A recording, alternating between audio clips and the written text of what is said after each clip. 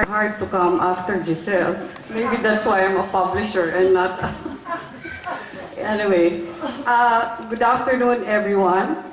I have spoken about the work of Dr. Holmes for so many times because I think 6 or 7 times that we've done twin book launches, except the last one, which was just one book, the Depression book.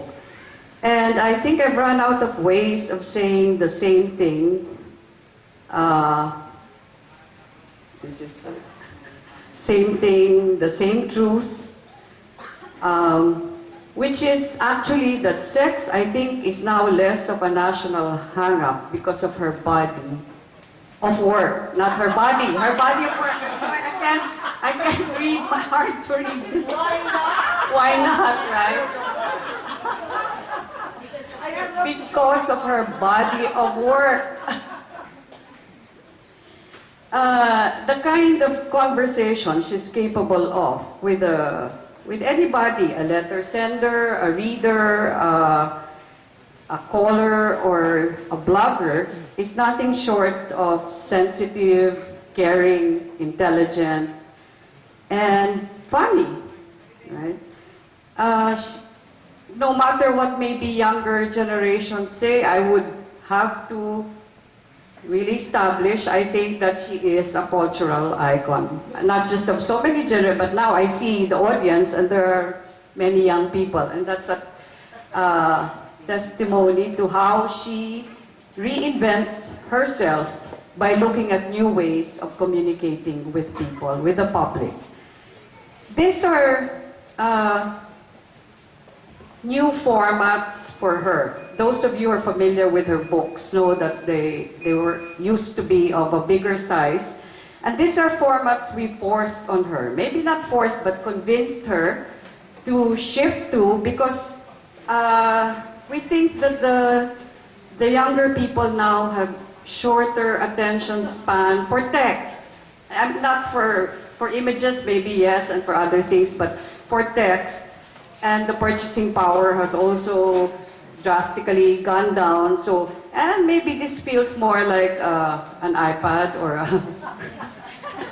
this is forcing to an iPad or a tablet, right? The size. Okay, so in these 2 new formats we are launching today, 2 new books, Love Triangles and Imported Love.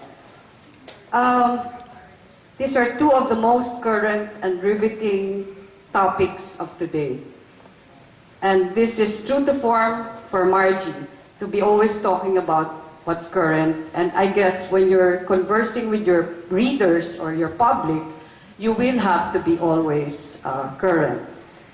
The other new thing about our twin book launch today is that Dr. Holmes has a co-author for these 2 new books. Jeremy, her co-author actually for the rest of her life. Hopefully.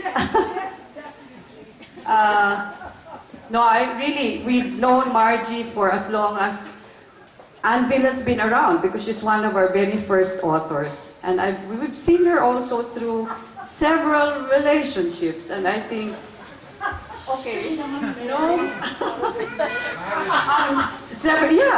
through several marriages, because Jeremy is her F&F, fourth and final, she says, okay? So, I think Jeremy has really been good for her.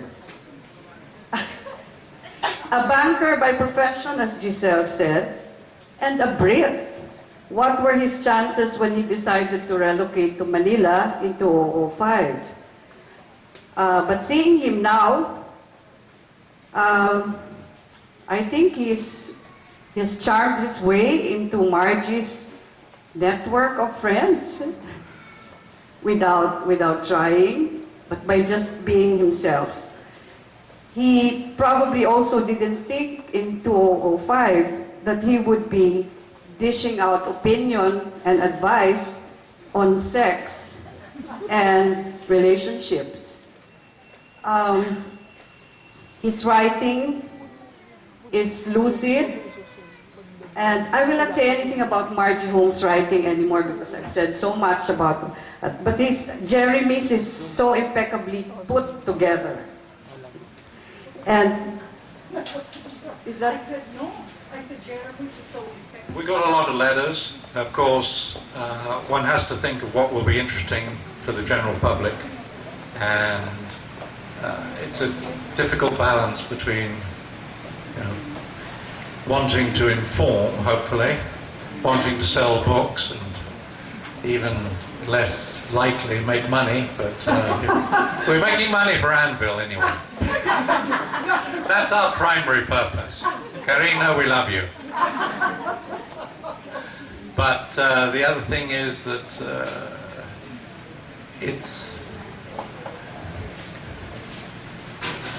I leave it to you, my love. Oh. Feeling shy. My wife says she's shy, but I really am. So maybe you just need a little lambing. Nothing in public. That's not part of what you taught me. Anyway, the basis for choosing the letters. So we got a lot of letters since we were focusing on mistresses and on the married men. I think we tried to get a whole range, and basically all we're saying is, let's not, which is true naman, let's not be stereotypical, let's not say right away, ay kung kabit ka lang, ibig sabihin, what's this, you're manipulative, you just want his money, etc. Which is the feeling that, oh, if you're just, in quotes, a mistress, that means you're manipulative and all you want is the guy's money. I can't say too much about the States and the UK. I worked in the States, for several years, but in my clinical experience and in the letters I get, sometimes, Filipino men are so bolero. No, and that can be good or bad. Bolero still were tongued men, right? And sometimes, unfortunately, they don't always tell the truth, especially about their civil status. Yeah, so they can be married, they can have 3 children, but the way they present themselves to the other woman is that they're single. Okay? So the other woman falls in love with them, and then later on may have a child by them, and afterwards, when the child is 2 years old or maybe 3 years old, he will say, oh, by the way, I'm married, she's an OFW, and she's coming back tomorrow. So I don't think in a situation like that, you can conclude that this is the same kind of mistress, in quotes, that someone who says, oh my God, not Manny Pangilinan, oh my God, some rich guy, I'm going to make a beeline for this guy, because even if I'm his 3rd or 5th mistress, I'm on the gravy train because he's so rich. So the book, we looked at the most sincere letters that we felt. Secondly, we looked at letters that, well, we felt were representative of women, because there were also several, and representative of men, because some men were really self-serving, deluded men saying, well, I deserve to fool around, blah, blah, blah. She was late when she brought out my supper because I had overtime and came home at 2 o'clock, so etc., whatever the reasons, right? But again, some men are not necessarily the bastards we think they are, if they may have a relationship. This is all, I'm not condoning love triangles, mistresses, infidelity, blah, blah, blah. All I'm saying is, that it is better not to judge until, maybe you know a little bit more, and you see whether the statements made about this relationship is merely self-serving or face-saving, or if it has a basis in reality, has a realistic basis. Perhaps I can add something. Yeah. A minor amount of inspiration has reached me. The thing I found about your body of work is that what you try to do is present people with options. Explain to people that certain substances allow people choice. Which choice you make is entirely up to the individual, but people should be aware of what their options are, that certain situations, for example, if the marriage isn't going well, you can go to certain forms of therapy, particularly religious based, which will not include divorce. They will not, they will not tell you that divorce is an option. Now, what Margarita has done over the years is explain all the options and leave it to people to decide for themselves. The issue is one of education, obviously, and depending on the institution or the source of education you go to, you'll either get the full choice or you'll get a biased choice, because most people have an axe to grind. Perhaps our axe to grind is that everybody has to have full choice. From certain points of view, well, there you go. So what we've tried to do with some of the stories in the books, is show people that there are more choices than just the obvious ones. Whether the people in the stories have made the right choices, or whether those choices are the choices that the readers would make in similar situations, is of course an entirely different matter, and that's up to the reader.